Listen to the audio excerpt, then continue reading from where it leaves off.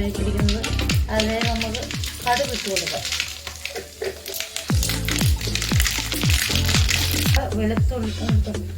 വെളുത്തുള്ളി, ഇഞ്ചി, കുറച്ച് വറ്റൽമുളക് അരിഞ്ഞത് ഇട്ട് കൊടുക്കാം.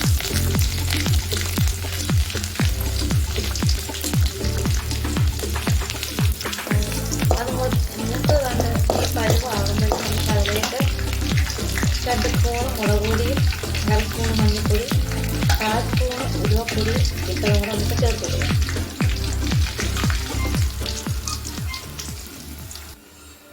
അത് മൂത്ത് കണ്ട ഈ പരുവാകുമ്പോൾ നമുക്ക് അതിലേക്ക് വിനാഗിരി ഒഴിച്ച് കൊടുക്കാം. ഒരു സ്പൂണ് വിനാഗിരി ഒഴിച്ച് കൊടുക്കാം.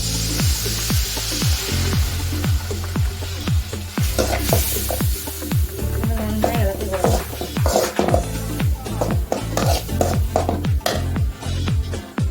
ഉപ്പും ചേർത്ത് വെച്ചിട്ട് നാരങ്ങ നമുക്ക് തലേന്ന് അരിഞ്ഞ് വെച്ചോ വാട്ടി അരിഞ്ഞ് വെച്ച നാരങ്ങ ഇട്ട് കൊടുക്കാം. കായ ഇതിനകത്ത് ചേർത്തിട്ടിരുന്നതാണ് തലേന്ന്.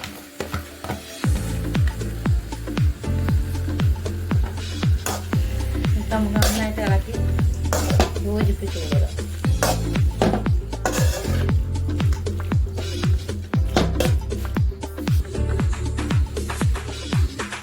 അതിലേക്ക് 2 തണ്ട് കരിയാപ്പില നമുക്ക് ചേർത്ത് കൊടുക്കാം.